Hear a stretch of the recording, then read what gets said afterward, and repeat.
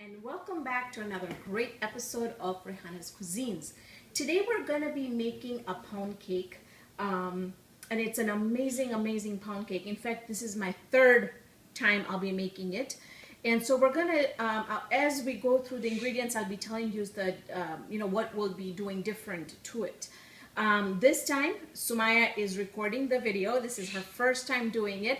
So I hope everything goes well. Please comment on the bottom how she did. That would be great.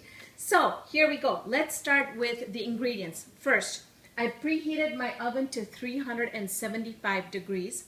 And we're going to put it in the oven for about an hour. And then we're going to see how it goes. It could be between an hour to an hour 20 minutes. Now the first time that I made the cake, I did it in this bundt pan. And it took about an hour 20 minutes. The second time I made it, I actually put it in a loaf pan and another smaller pan, and that one was exactly an hour. So you basically will have to make it the first time and see how your oven and then make sure you make a note of it when you're making it the second time as far as the temperatures. So let's go ahead and review the ingredients. Very simple ingredients.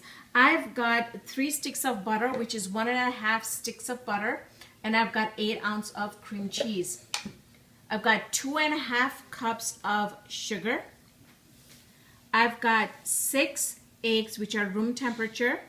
I have 3 cups of white all-purpose flour. I have vanilla that we'll be using about a teaspoon. We're going to be using 3/4 teaspoon of baking powder and a pinch of salt. Now, my other recipe that I did, I think the first time that I made this pound cake, I forgot to add the baking soda in there. And that's why the cake was very dense. The second time I did it, I added the baking powder and the baking soda in it. And it had more air in it. It had more air bubbles in it. So it was more cakey. So that's why I want this cake to be more pound cake, not more cakey. So we're going to try it this way and we'll kind of assess it afterwards. So let's get started. Very simple. What I did here was the butter that came out of this, the wrapper, I just kind of went around, and then I sprinkled it with some white flour and just took out the excess off. So this is all ready for us to go.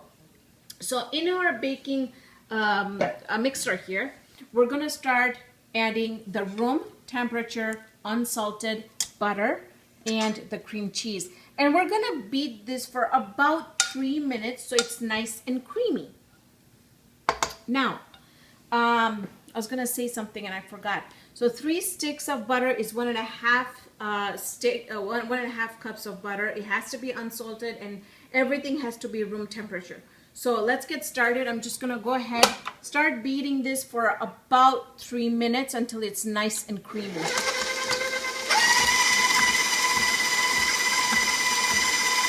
So here, look at how wonderfully creamy this butter and cream cheese are, and that's exactly what we're looking for.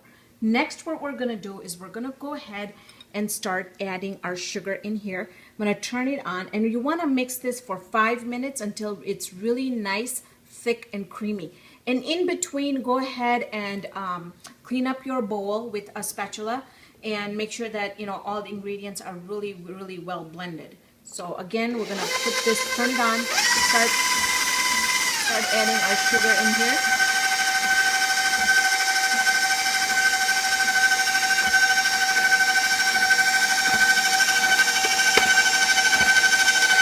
We're going to let this beat, like I said, between 4 to 5 minutes until it's really nice and creamy and frothy. At this time, if you wanted to, you could also go ahead and add some orange zest, some vanilla.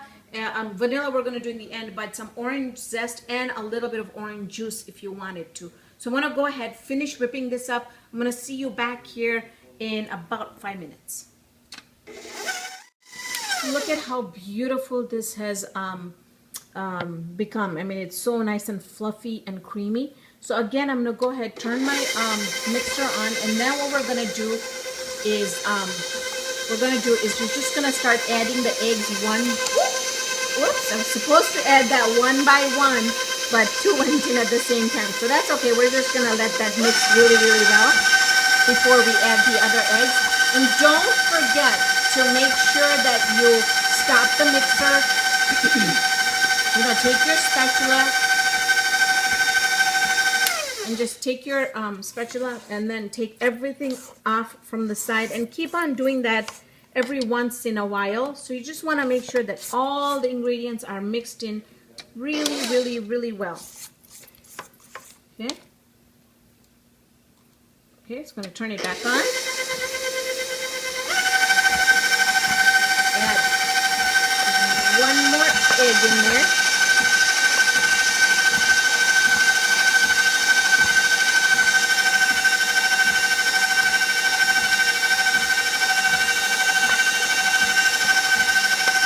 We're going to keep doing this until we're completely done, and then I'm going to go ahead and scoop it one more time to make sure that all my ingredients are mixed really well from the side of the bowl.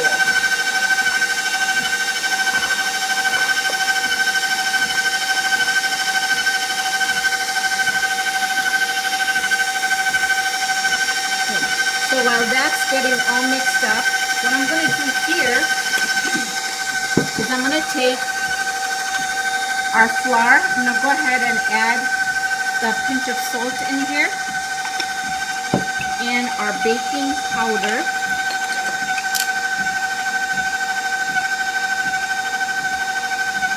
Okay.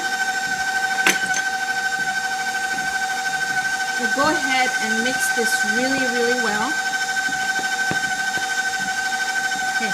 Now when we come back here, I want to show you that you will see some curdling happening here. You see how it doesn't look very creamy. It looks like, but that's okay because once we start adding the flour in, we'll be fine. So again, I'm gonna go ahead, scoop it really well.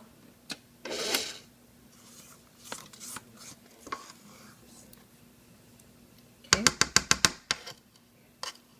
And if you want to add, go ahead and add even cardamom to this. It really tastes good. So you can add some cardamom powder to that too.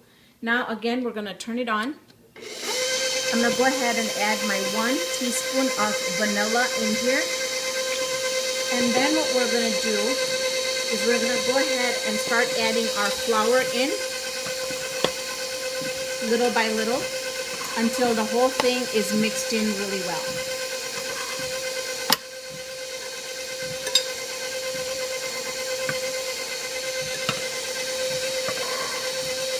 Now you want to make sure that you don't overmix this mixture either. So once this is all incorporated, I'm going to turn it off very quickly.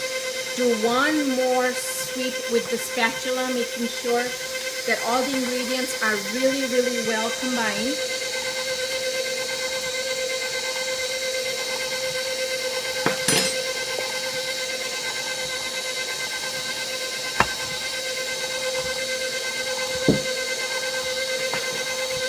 Increase it just for a minute.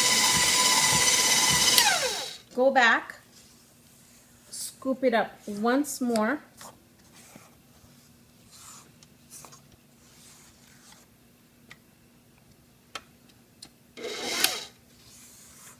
This cake would even taste amazing with some milk and saffron. It would be a saffron pound cake. I think it would be amazing. I saw there was a lot of flour that wasn't mixed in, so that's why it's a really good idea to mix it in. Give it one more good whisk, making sure everything is combined really well.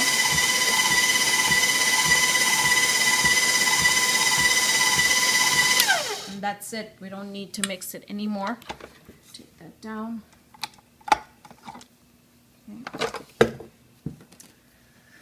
Just going to make sure that take everything off.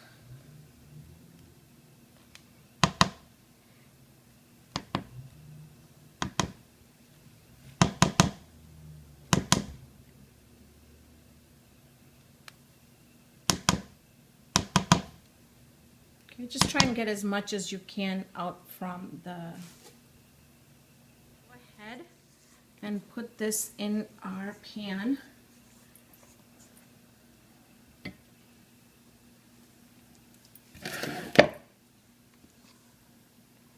And this makes a lot of cake. I mean, it's a pound cake, so it makes a lot of cake.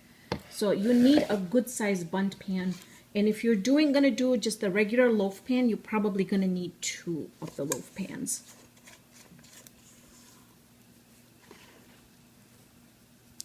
And this shouldn't rise very much, but it'll rise a little. But this is gonna be, this is gonna show us exactly how, you know, when we want to add baking powder, you know, to, and if you don't add baking powder to it, what the difference is going to be in the cake. And I can swear that the first time I made it, I honestly forgot the baking soda in it. So that's why it was really, really more like a pound cake rather than a cake. And like I said, once we're done with this cake, I'm going to go ahead and I'm going to show you the difference between the last cake that I made that had the baking soda in it and this one, which doesn't have any baking soda in it. That way, you know, if you want to have it more cakey, then you can go ahead and add the baking soda, and I will let you know how much baking soda I had added to the other one. I don't remember. I think it was about a teaspoon of each. A teaspoon of baking powder and a teaspoon of baking soda. So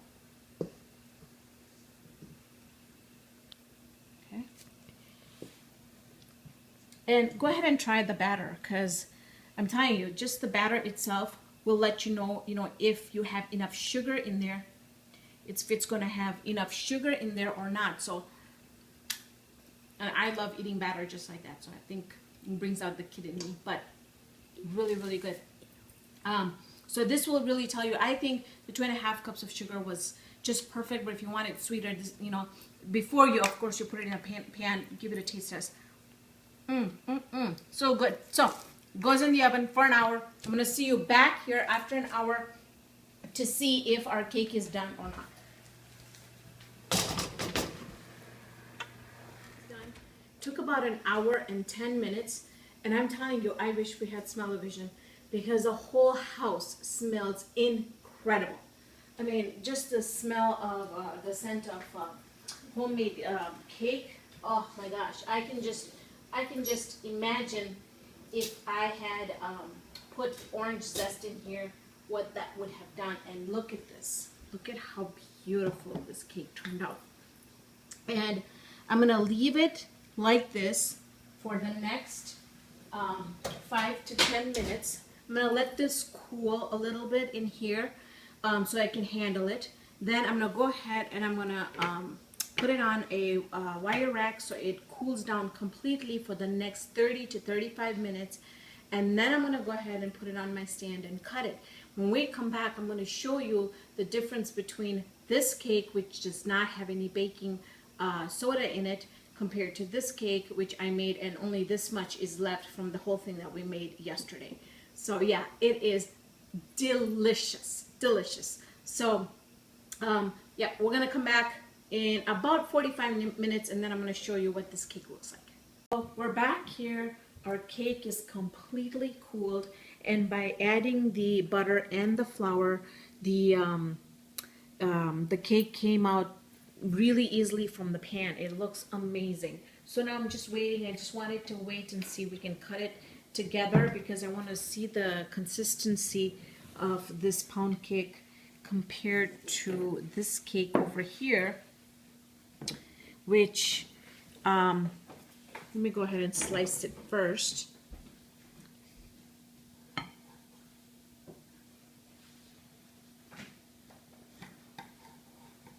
Okay. So yep, we did get the consistency that I've been looking for. The one that I made earlier, that I added the baking soda in, you can see that it's got more air pockets in there, and it's more cakey. While if you look at this, it's more of like a pound cake consistency. So it's a bit more dense, is what I'm trying to say. And the taste of this cake is absolutely amazing, amazing. So really good. So I'm sorry, I'm never gonna buy Sara Lee cakes again, because I'm telling you, This is absolutely awesome. I am going to make another video. I'm going to be doing grilling this pound cake. I'm actually having, my mouth is watering by saying this. I'm going to have Nutella in between. I'm going to grill it in some butter. And then we're going to top it off with some berries. So make sure you watch that video too. So thank you so much for joining me on this episode of Raihana's Cuisines. Hope I can see you here next time with another great video. See you then, friends.